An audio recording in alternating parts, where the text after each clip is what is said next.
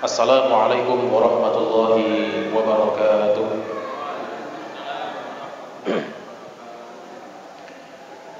Alhamdulillahilladzi anzala ala abdihi alkitaba wa lam yaj'al lahu 'iwaja qayyiman liyundhira ba'san shadidan min ladunhu wa yubashshiral mu'minina alladhina ya'maluna as-salihati anna lahum ajran hasana makithina fihi abada. Wa asyhadu an la ilaha illallah wahdahu la syarika lah wa asyhadu anna Muhammadan 'abduhu wa rasuluhu la nabiyya wa la rasula ba'da. Wa qala Allah ta'ala fil Qur'anil Karim a'udzu billahi minasy syaithanir rajim. Bismillahirrahmanirrahim. Ya ayyuhalladzina amanu taqullaha haqqa tuqatih wa la tamutunna illa wa antum muslimun. Jamaah salat maghrib dan juga disambung dengan isya insyaallah yang dirahmati Allah Subhanahu wa taala. Pertama, mari kita panjatkan puji syukur kita kehadirat Allah Subhanahu wa taala yang mana pada malam hari ini alhamdulillah kita masih diberikan kenikmatan yaitu sehat, yang salah satu nikmat sering dilupakan oleh manusia. Kata Nabi SAW, ada dua nikmat yang sering dilupakan oleh manusia. Yang pertama adalah sehat, dan yang kedua adalah waktu kosong. Maka ketika waktu sehat ini, mari kita pergunakan dengan sebaik-baiknya. Yang salah satunya adalah dalam rangka menuntut ilmu, mencari keridhaan Allah Subhanahu wa taala. Salawat dan salam tercurahkan kepada junjungan Nabi kita Rasulullah Muhammad sallallahu alaihi wasallam sebagai suri tauladan kita yang telah mengeluarkan kita dari zaman jahiliyah menuju zaman yang penuh dengan iman dan Islam, yaitu ad-dinul Islam.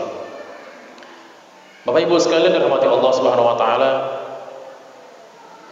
sebelumnya di sini saya ingin menyampaikan bahwasanya sebenarnya pada malam hari ini adalah jadwal dari Ustadz Faris, tetapi beliau berhalangan hadir. Jadi beliau minta saya untuk menggantikan beliau pada kajian malam hari ini. Belum keluar, Pak ya? Baik, sambil menunggu mungkin nanti bisa terlihat slide-nya di sini.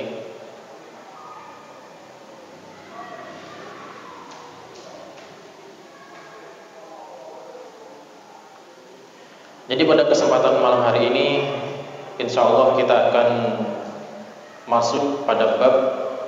Di sini saya memilih sebuah bab, yaitu Ayatul Rahman fi Jannah. Ayatul Rahman fil Jannah, yang artinya adalah tanda-tanda kekuasaan Allah Subhanahu wa taala di dalam surga. Jadi di sini menceritakan bahwasanya balasan bagi orang-orang beriman kepada Allah Subhanahu wa taala yaitu surga dan beberapa kenikmatan-kenikmatan yang ada di dalamnya.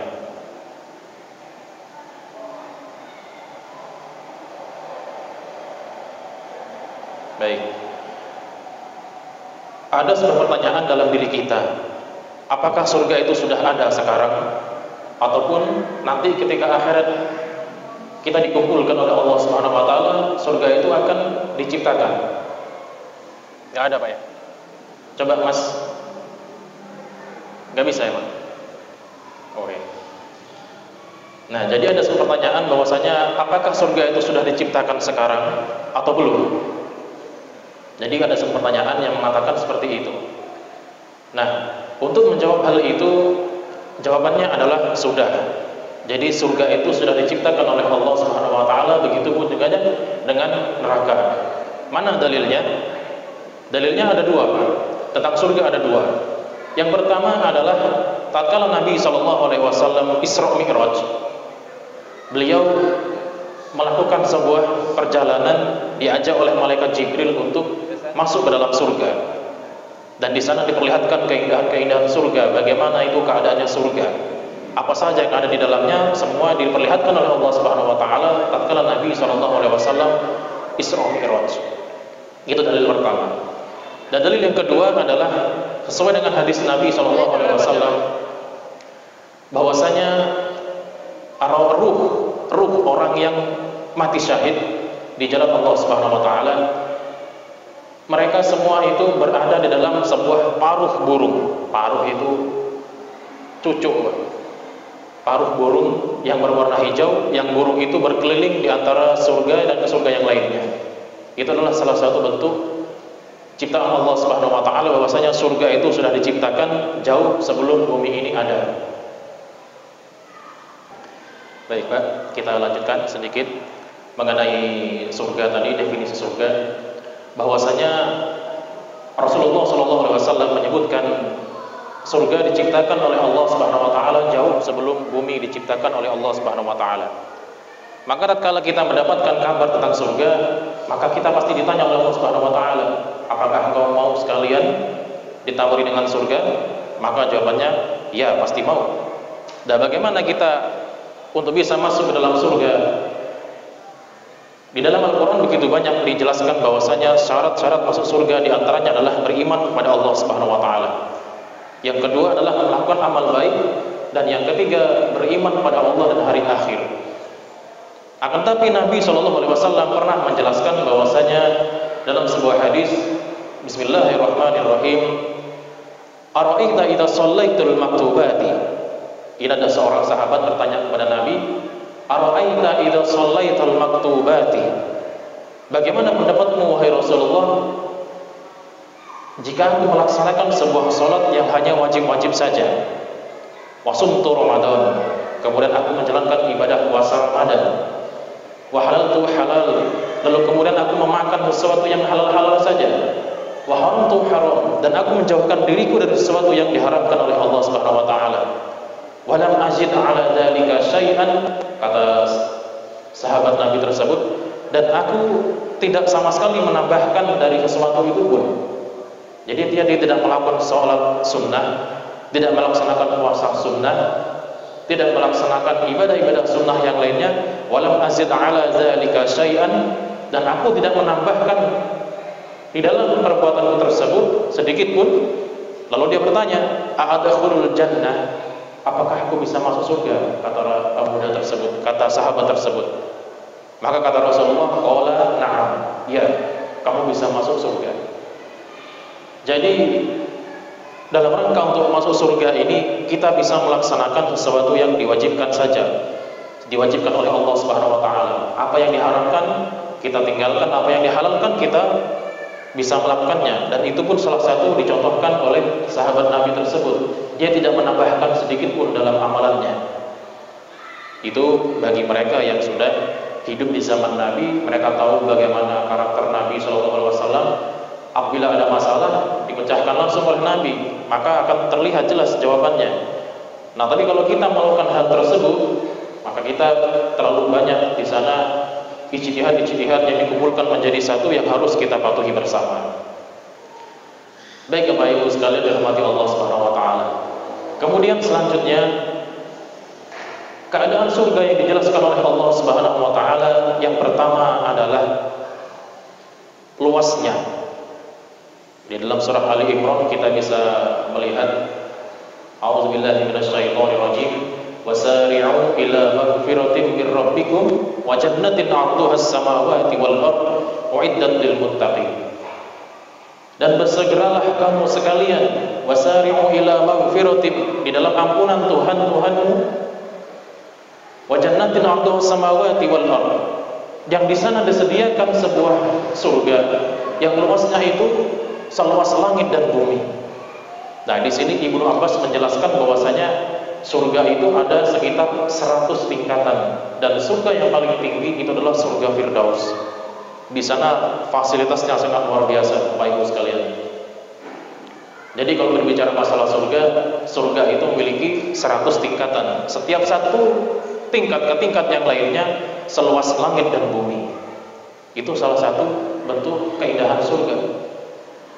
Nah, di situ juga disebutkan bahwasanya surga yang disediakan oleh Allah Subhanahu wa taala itu, di sana dia mengalir di bawahnya sungai-sungai. Tapi jangan dibayangkan bagaimana sungai-sungai yang kita di dunia ini, seperti di sebelah sungai yang di pinggir jalan ini, bukan sungai yang di diceritakan oleh Allah Subhanahu wa taala itu bermacam-macam. Jadi di akhirat nanti ketika kita masuk surga, Allah Subhanahu wa taala memberikan kepada kita surga yang di sana ada 3 sungai. 3 sungai. Yang pertama adalah sungai yang tidak berubah rasanya. Jadi air tawar. Di surat Muhammad di sana disebutkan bahwasanya masalul ladzina taqaw indal muttaqun. Perumpamaan adalah seorang yang beriman kepada Allah Subhanahu wa taala tatkala dia masuk ke surga.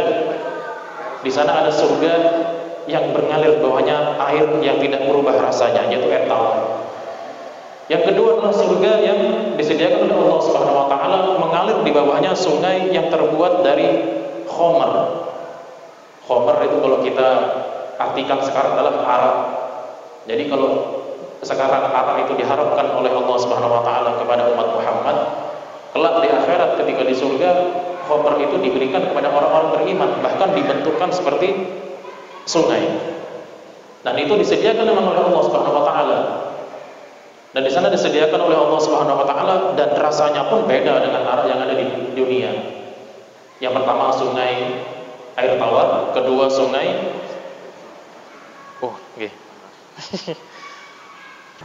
yang pertama tadi sungai yang terbuat dari arak, kemudian yang kedua adalah sungai yang terbuat dari air tawar, dan yang ketiga adalah sungai yang terbuat dari susu. Jadi di sana ada sungai susu. Ada sungai susu yang disediakan oleh Allah Subhanahu wa taala untuk hamba-hambanya. Dan itu pun diberikan secara cuma-cuma oleh Allah Subhanahu wa taala dengan mengatakan salamun alaikum tibtum fadkhuluha khalidin. Keselamatan bagimu, masuklah ke dalam surga ini dengan kekal selama-lamanya. Sudah. Masya Allah. Alhamdulillah Mas. Makasih.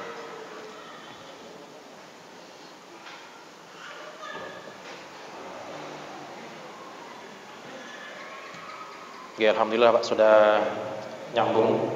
Jadi nanti bisa mengetahui, bisa dibaca-baca juga. Nah, ini Pak. Allah Ta'ala dalam hadis qudsi berfirman bahwasanya Allah menyiapkan surga itu yang tidak pernah dilihat oleh manusia. Jadi tidak ada bayangan dalam manusia, itu tidak ada. Bahkan Rasulullah sendiri ketika menggambarkan surga tersebut, beliau sendiri juga bingung menggambarkannya bagaimana saking indahnya surga itu. Ini adalah ada satu balasan bagi orang-orang yang mengerjakan amalan soleh. Ini sudah kita lewati barusan. Nah, di sini ada nama-nama surga. Yang pertama adalah surga Firdaus. Dalilnya dalam surah Al-Kahfi, innal ladzina amanu wa 'amilus solihati lahum jannatul firdausi nuzula. Yaitu orang-orang yang sesungguhnya orang-orang beriman dan beramal solih, bagi mereka sungai Firdaus menjadi tempat tinggal mereka. Khalidina fiha la yabghuna 'anha khiwala. Mereka tinggal di dalam surga tersebut, maka mereka tidak ingin pindah darinya. Maka ketika kita memanjatkan sebuah doa, maka disunahkan kita berdoa bahwasanya Allahumma inna nas'aluka ridwanan wa firdausil a'la. Meminta kepada Allah Subhanahu wa taala ridhonya Allah Subhanahu wa taala, kemudian kita meminta surganya Allah Subhanahu wa taala, yaitu surga Firdaus. Selanjutnya surga Firdaus. Yang kedua adalah surga Jannatul Na'im. Jadi ada juga namanya Jannatul Na'im. Tetapi Ibnu Abbas mengartikan bahwasanya surga Jannatul Na'im ini adalah surga yang penuh dengan kenikmatan. Jadi surga yang penuh dengan kenikmatan. Dalilnya dalam surah Yunus, innal ladzina amanu wa 'amilus solihati yahdihim rabbuhum biimanihim. Tatkala orang-orang beriman itu mengerjakan amal soleh, maka oleh Allah Subhanahu wa taala dia akan diberikan petunjuk untuk mendekatkan dirinya kepada Allah Subhanahu wa taala. Nah, ketika telah mendekatkan dirinya kepada Allah Subhanahu wa taala, tajri min tahtihimul anhar lahum fi jannatin na'im. Yaitu mereka berada dalam sebuah surga An-Na'im. Di sini An-Na'im berarti surga yang penuh dengan kenikmatan. Tetapi Ibnu Abbas mengatakan surga juga bernama Jannatul Na'im, surga Na'im. Ada namanya surga Na'im. Kemudian nama surga Ma'wa. Jadi yang pertama tadi Firdaus, Naim, Ma'wa, dan yang terakhir ini adalah surga Adn yang sering kita baca dalam surah Al-Bayyinah. Jannatu 'adnin yadkhulunaha yuhallawna fiha min asawir min zahabin wa lu'lu'a wa libasuhum fiha harir. Bagi mereka surga Adn, mereka masuk ke dalamnya dan mereka diberi perhiasan dengan gelang-gelang dari emas. Kita di dunia ini, Pak, dilarang Nabi SAW memakai emas. Kenapa? Hikmahnya adalah tatkala nanti kita di surga, kita akan dipakaikan emas tersebut. Maka Rasulullah SAW mengharamkan diri kita untuk menggunakan emas. Laki-laki dilarang menggunakan emas. Nah, kemudian diberikan perhiasan emas dan dengan mutiara. Mutiara yang berada di surga tidak sama, Pak, dengan yang di dunia. Bahkan di dalam hadis yang lain disebutkan Rasulullah SAW melihat kamarnya para penghuni surga itu terbuat dari mutiara, Pak. Mutiara. Dan mutiaranya itu diberi lubang sedalam 6 mil. Di sana ada bilik-biliknya. Jadi mutiara besar sekali diberi lorong oleh Allah Subhanahu wa taala sejauh 6 mil dan diberi kamar-kamar, dan setiap kamar tersebut diberikan bidadari-bidadari di dalamnya. Jadi ini balasan sangat luar biasa bagi orang-orang beriman. Dan pakaian mereka di dalamnya adalah sutra. Jadi pakaian kita, Pak, yang di dunia ini tatkala kita sampai di surga nanti pakaiannya dalam pakaiannya dalam sutra. Nah, di sini juga diharamkan oleh Rasulullah SAW jika ada seorang laki-laki menggunakan sutra, itu diharamkan. Kecuali, ada kecualinya. Jika dia memiliki sebuah penyakit. Dulu ada, Pak, guru saya, beliau ketika belajar di Yaman, beliau taksinya itu dibom oleh kelompok yang mengatasnamakan Islam. Ketika dibom itu, Pak, badannya seluruhnya melepuh. Ketika badannya melepuh sampai tangannya ini, Pak, ini tidak ada sidik jarinya, hilang. Jadi kulitnya asli kulit yang dalam, kalau bukan kulit luar. Hingga akhirnya disarankan oleh dokter harus memakai sutra seumur hidupnya. Karena kalau pakai baju seperti kita, ini bisa luka kulitnya, sensitif, sangat tipis sekali. Dan itu akhirnya dibolehkan, kecuali bagi mereka yang mengalami sebuah penyakit, itu dibolehkan menggunakan sutra. Tapi kalau sehat seperti kita, Rasulullah SAW mengharamkan, karena hikmahnya kelak di surga kita digunakan sutra ini sebagai pakaian kita. Selanjutnya dalam surah Ar-Ra'd ayat 23, Jannatu 'adnin yadkhulunaha wa man salaha fi abaihim wa aswajihim wa dhurriyyatihim wal malaikatu yadkhuluna 'alaihim min kulli bab. Yaitu surga Adn yang mereka masuk di dalamnya bersama-sama dengan orang yang soleh dari bapak-bapak mereka, istri-istrinya dan anak cucunya, sedang malaikat masuk ke tempat-tempat mereka dari semua pintu. Jadi di sini dalil bahwasanya kelak jika kita termasuk orang yang soleh, anak kita anak yang soleh, cucu kita cucu yang soleh, itu bisa nanti masuk bersama-sama ke surga bersama-sama, dikumpulkan. Siapa yang derajatnya paling tinggi di surga, nah itu nanti yang di bawah akan ditarik ke atas oleh Allah Subhanahu wa taala. Dalam rangka untuk membersamainya dengan keluarganya dahulu di dunia. Jadi tidak ada terpisah. Tidak ada yang terpisah nanti di akhirat. Mungkin di dunia ini ada seorang yang merasa kehilangan, ditinggal mati oleh seorang yang ia sayang, yang akan ia cintai, dari ibunya, dari suaminya atau dari istrinya. Tatkala dia melaksanakan perintah Allah dan dia menjadi orang yang solih, maka bisa jadi dia nanti akan dibersamai ketika di akhirat di surganya nanti. Nah, yang terakhir adalah surga as-salam. Lahum darus salam inda rabbihim wa huwa waliyuhum bima kanu ya'malun. Bagi mereka disediakan darus salam, yaitu surga pada sisi Tuhan, dan dialah pelindung bagi mereka disebabkan amal-amal soleh yang selalu mereka kerjakan.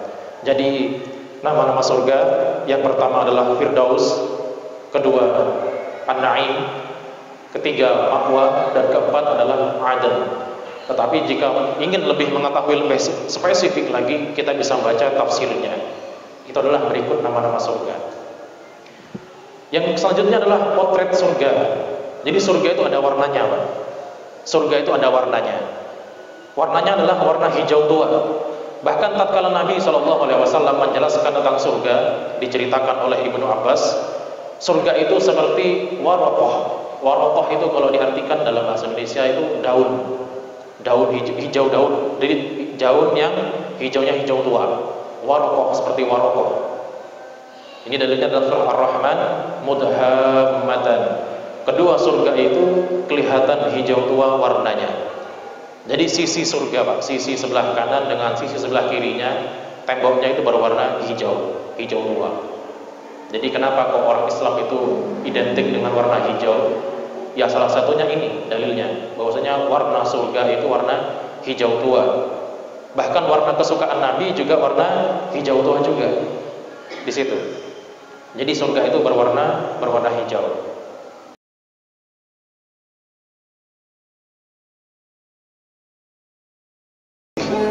Misik ini kalau Ibnu Abbas. Jadi Ibnu Abbas ini sahabat kecil, kan. Kenapa kok ketika Nabi menceritakan tentang surga, Ibnu Abbas yang paling banyak berbicara? Ya karena Ibnu Abbas ini adalah sahabat yang selalu membersamai Nabi. Dua sahabat, Ibnu Abbas dan Anas bin Malik.